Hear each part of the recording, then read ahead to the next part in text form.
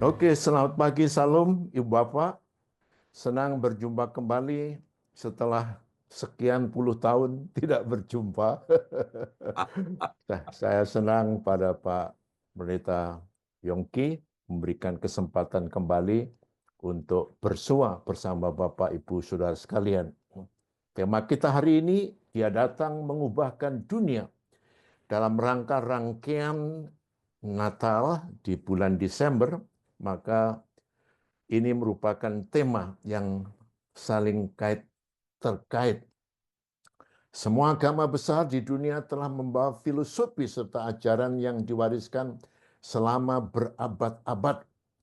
Ada 10 agama yang memiliki penganut terbanyak di dunia ini. Menurut urutan agama terbesar di dunia, 2024 mengutip World Atlas, ini 10 agama besar. Kristen, Islam, Hindu, Buddha, Sinto, Sikhisme, Yudaisme, Taoisme, Konsumisme, dan Caudasisme. Ya, itu agama yang mungkin kita sebagian tidak pernah mendengar, tetapi itulah yang ada. Nah, Ibu Bapak, kekristenan merupakan, kalau disebut agama, sebetulnya bukan agama. Kristen disebut demikian karena kita menjadi pengikut Kristus. Itu sebabnya disebut Kristen. Lalu dalam kaitannya dengan kaidah bahasa, maka disebut agama. Kristen merupakan mayoritas di dunia ini. Separuh penduduk dunia adalah Kristen. Negara-negara maju berdasarkan pengetahuan teknologi yang berpengaruh di dunia ini adalah negara-negara Kristiani. Ibu Bapak tinggal di state yang begitu luar biasa, bagaimana Tuhan memberkati mulai dari Christopher Columbus yang menemukan tanah perjanjian dan juga Eropa. Ini memang tidak terjadi, belum terjadi di Indonesia, tapi ramalan bukan nubuatan ya. Kemungkinan besar Indonesia akan menjadi negara Kristen yang besar. Hal ini terjadi yang titik tolaknya dimulai dari peristiwa Natal. Bagaimana pula dia datang mengubahkan dunia? Ayat yang kita sudah cantumkan tadi, ketika mereka di situ tibalah waktunya bagi Maria untuk bersalin. Dan ia melahirkan seorang anak laki-laki, anaknya yang sulung. Lalu dibungkusnya dengan kain lampin dan dibaringkannya di dalam palungan. Karena tidak ada tempat bagi mereka di rumah penginapan. Dari Lukas pasal 2 ayat 6 dan 7. Kelahiran Yesus dalam sejarah sudah dimulai ayat 1 dan 2 pada waktu itu Kaisar Agustus mengeluarkan suatu perintah menyuruh mendaftarkan semua orang di seluruh dunia. Inilah pendaftaran yang pertama kali diadakan sewaktu Quirinius menjadi wali negeri di Syria. Ibu Bapak, Kristus mempunyai sejarah konteks yang jelas secara historis. Jadi bukan mitos, bukan impian, bukan dongeng, ya bukan legenda. Dia disebutkan dalam perjanjian baru oleh orang-orang pada zamannya, tetapi dalam perjanjian lama itu sudah dinubuatkan di Yosefus dan Talmud. Itu merupakan buku sampingan daripada perjanjian lama orang-orang Yahudi, yaitu Mishnah, Gemara, dasar hukum-hukum rabbinik Yahudi. Jadi merupakan kitab tambahan dari perjanjian lama orang Yahudi. Ya. Tuhan mengatur dunia. Bagaimana Tuhan mengatur dunia? Tuhan memerintahkan semua peristiwa di seluruh dunia untuk melaksanakan kehendaknya. Ya, kehendaknya. Jadi bagaimana? Dia secara langsung menyebabkan atau mengizinkan kepada sesuatu, namun kehendaknya selalu terlaksana. Bapak, kehendaknya selalu terlaksana.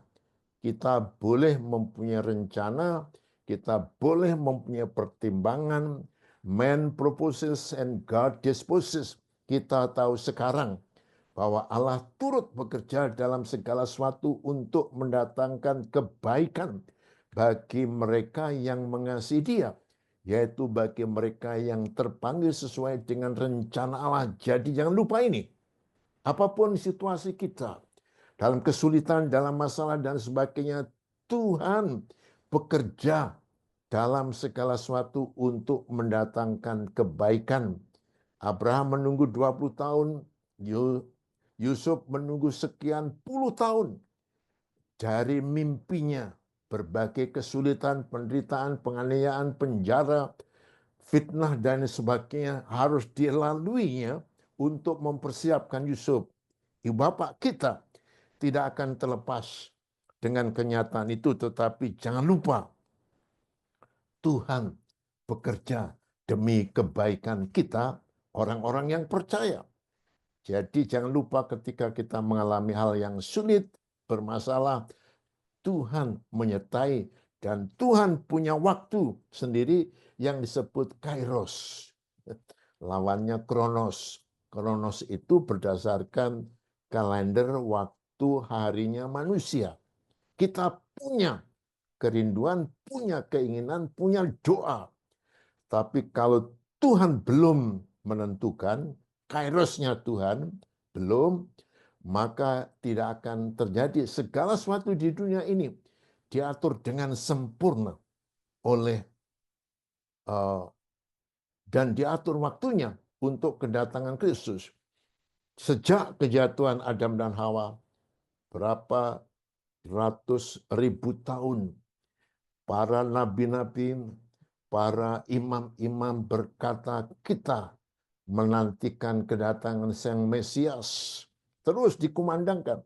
Tetapi belum terjadi sampai masa intertestament, perjanjian lama sampai perjanjian baru sekitar 300-400 tahun, barulah Paulus menjelaskan dalam Galatia 4 ayat 4, tetapi setelah genap waktunya. Kenapa genap waktunya? Pada waktu itu bahasa Yunani merupakan bahasa internasional. Bahasa di mana banyak orang pada umumnya bisa memahami. Maka Allah mengutus anaknya yang lahir dari seorang perempuan dan takluk kepada hukum Taurat. Nah, jangan lupa Tuhan punya kairos. Jangan lupa itu. Bapak, kita punya kronos. Tapi waktu Tuhan beda dengan waktu kita. Bisa lebih awal, bisa ditunda, bisa kapan saja, bisa saja sampai nanti jagat digulung. Ya, masa apa itu semacam hari kiamat. Ya. Nah, jadi kelahiran Yesus dalam sebuah bangsa ini merupakan rangkaian ceritanya. Tuhan tidak hanya bekerja di kancah sejarah lingkup internasional untuk secara sempurna mengenapi rencana kekalnya dengan kelahiran Kristus, namun dia secara aktif mengerjakan setiap detail dengan bangsa Israel untuk mengenapi tujuan-tujuannya yang sebenarnya, ya, yang sebenarnya. Ibu Bapak, jadi inilah merupakan rangkaian sejarah Tuhan itu Allah yang teratur. Mulai dari Kejadian pasal 1, 2, dan kemudian 3, hari pertama, 2, 3, 4, 5, 6, dan 7, sedemikian teratur, sedemikian teliti. Tuhan mengatur semuanya itu, itulah sebabnya Allah yang teratur mempunyai kairos tadi, bukan kronos menurut kita, maka apa yang baik buat kita, tetapi belum tentu baik dari segi Tuhan, maka kita harus percaya. Perjalanan dari Nazaret ke Bethlehem, demikian juga Yusuf pergi dari kota Nazaret di Galilea ke Yudea, ke kota Daud yang bernama Bethlehem, karena ia berasal dari keluarga dan keturunan Daud, supaya didaftarkan bersama-sama dengan Maria, tunangannya. Saya berikan tanda hijau karena kenapa tunangannya ini tidak boleh cerai yang sedang mengandung. Nah, Ibu Bapak sekalian. Jadi disinilah Mika pasal 5 ayat 1 sudah dinubuatkan jauh-jauh hari di desa yang kecil. Ya, desa yang kecil sekarang disebut Nazaret, Yudea, Bethlehem merupakan nubuatan yang dijelaskan oleh Nabi Mika. Jadi itu berapa ratus tahun sebelumnya sudah terjadi. Ya, apa yang Tuhan nyatakan kepada Nabi Mika. Namun baru digenapi kemudian. Bangsa dimulai dan ditetapkan oleh Allah. Menjadi Kejadian pasal 12 ayat 1 sampai 3. Ya, Anda ingat itu panggilan Abraham. Ya, kalau saudara menjadi warga state, itu merupakan panggilan. Ya, panggilan. Jadi menjadi warga yang baik dimanapun juga berada. Berada. Jadi baik-baiklah berada di state. Ya, state. Kami dulu warga, sekarang masih warga, tapi belum tahu nanti karena kami merasa warga kami di Indonesia. Ya, tapi 3 anak kami ada di Amerika, salah satunya ada di New York, ya di New York, ya, yang bekerja di BNI Manhattan. Ya. Nah, jadi panggilan Abraham dipanggil dari desanya, kotanya, keluarganya, dan lain sebagainya ke negeri yang dia belum tahu. Itulah perjalanan iman. Itu Bapak, perjalanan iman yang dia lakukan akhirnya terjadilah bangsa Israel, umat pilihan Allah yang katakan negara kecil tetapi tidak pernah dikalahkan oleh negara-negara yang kuat di sekitar apa itu Israel. Ini luar biasa. Pengaruhnya mendunia yang mana Tuhan memang sudah menetapkan itu. Ya, ini berarti kalau Anda dipilih Tuhan, kemenangan itu merupakan jaminan. Ya, jaminan siapa Anda, bagaimana Anda, jangan takut karena Tuhan sudah panggil Anda untuk hidup di dalam iman dan pegang teguh keimanan Anda. Ya, keimanan Anda supaya Anda tetap hidup bersama-sama dengan Tuhan. Saya sudah 51 tahun menjadi hamba Tuhan, sampai sekarang saya masih bergiat. Ya, kalau ibu tadi umurnya 70, saya sudah 77. Tapi masih seger, masih jalan terus, masih drive. Nanti hari Jumat saya akan drive dari Jogja ke Pekalongan. Ya, Pekalongan. Nah, kita tadi sudah melihat arti tunangan. Tunangan yang pasal 2 ayat yang kelima tadi memberikan supaya didaftarkan bersama-sama dengan Maria tunangannya itu ya. Nah, Bapak, apa artinya tunangan? Ada 3 tataran dalam tradisi Yahudi mengenai pernikahan. 1, sudukim, wanita tunangan dijamin aman dan tentram.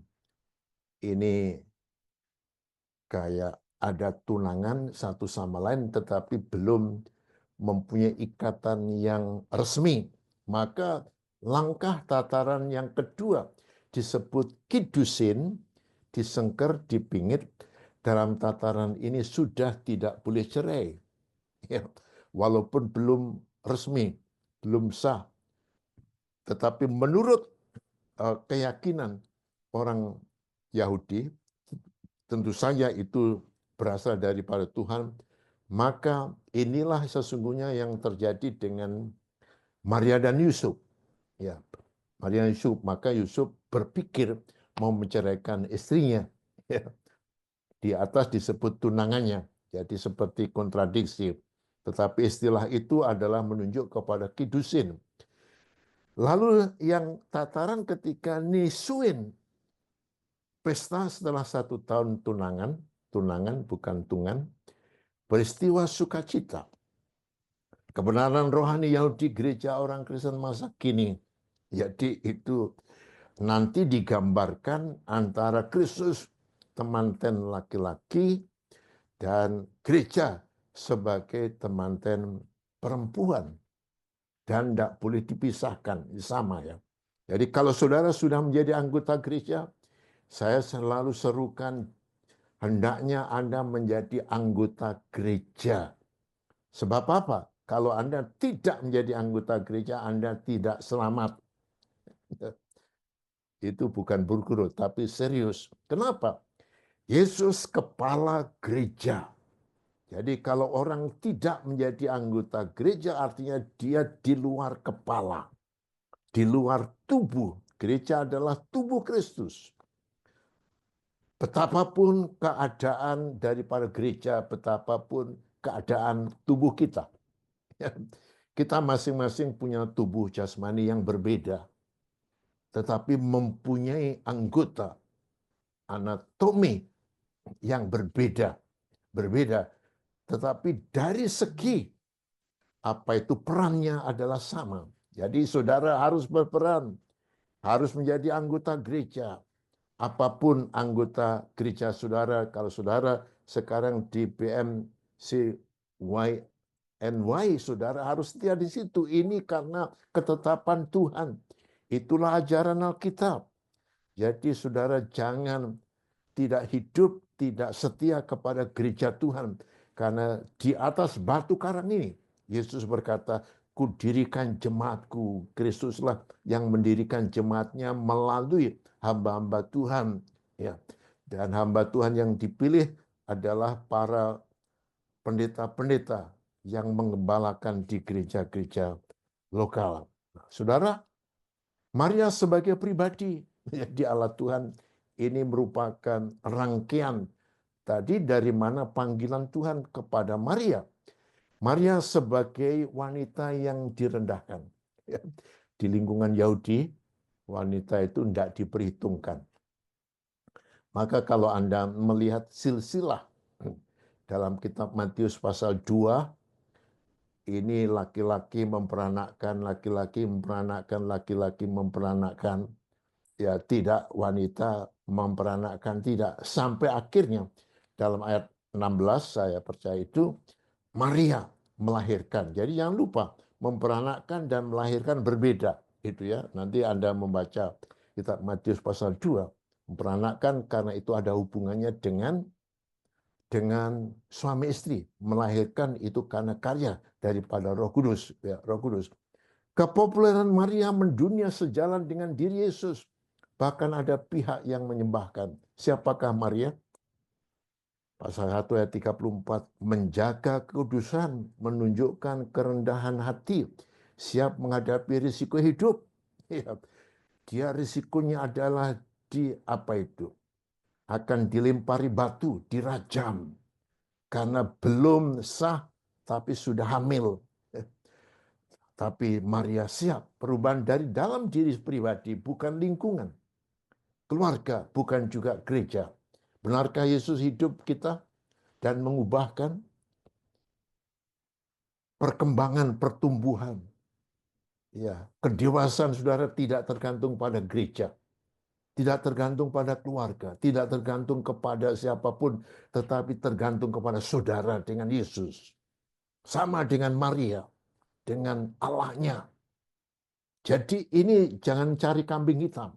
Aku nggak suka. Karena gereja kami kayak begini, karena keluarga kami kayak gini, karena lingkungan kami tidak. Kita dipanggil oleh Tuhan secara pribadi, tanggung jawab kepada Allah, sehingga kedewasaan perubahan adalah merupakan hak tugas daripada pribadi. Menjaga kudusan rendah hati, 2 kesetiaan percaya terima firman. Tuhan dengan iman. Dalam kehidupan ini segala sesuatu butuhkan proses. Memang ada yang instan, tetapi untuk menjadikan instan perlu proses juga. Ya. Kehidupan iman kita memerlukan proses. Beda rasa. Kalau Anda mengambil pohon mangga, atau pisang yang diperam dan matang di pohon rasanya beda. Ya, beda. Jadi itu maknanya. Kehidupan Anda akan berbeda. Apakah Anda sungguh-sungguh matang, dewasa di dalam Tuhan, atau saudara didorong oleh hal-hal lain yang seringkali bersifat duniawi? Saudara harus pertimbangkan. Melakukan firman. Maria menyimpan firman dalam hati dan merenungkan. Ingat tataran praktis pembelajaran. Mengingat, memahami, menerapkan, ini tataran keterampilan berpikir tingkat rendah. Itulah yang kita biasanya hanya datang pergi ke gereja dan tidak berbuat apa-apa. Ya, istilah yang saya bilang dulu, knowing, understanding, doing. Ya, saudara hanya know, saudara hanya understand, but without doing. Dan ini yang harus terjadi, menganalisa, menilai, mengevaluasi, dan berkreasi. Ini merupakan tataran keterampilan berpikir tingkat dewasa. Saudara, Anda harus mengerti, Anda harus tahu, tetapi harus Anda melakukan. Sebab kalau tidak, Anda hanya mimpi. Diberkati, hidup bahagia, hidup dalam sukacita kalau Anda tidak melakukan. Ya, saudara tahu, saudara mengerti, saudara duduk di gereja, tetapi tanpa menerapkan kebenaran firman Tuhan, saudara tidak akan merasakan, mendapatkan apa yang difirmankan oleh Tuhan. Akhirnya, Yesus datang untuk mengubah dunia, bangsa dan pribadi. Kekristenan dikelompokkan sebagai agama, tadi di depan sudah saya katakan, tetapi sejatinya kekristenan adalah merupakan suatu pengalaman yang mengubahkan hidup. Abraham dipanggil, nabi-nabi dipanggil, saudara dipanggil Tuhan. Hatinya diubahkan, yang tidak percaya menjadi percaya. Iman Kristen bukan didasarkan kepada suatu legenda, dongeng, cerita, obrolan, atau khotbah pendeta, tetapi berdasarkan kebenaran yang disampaikan.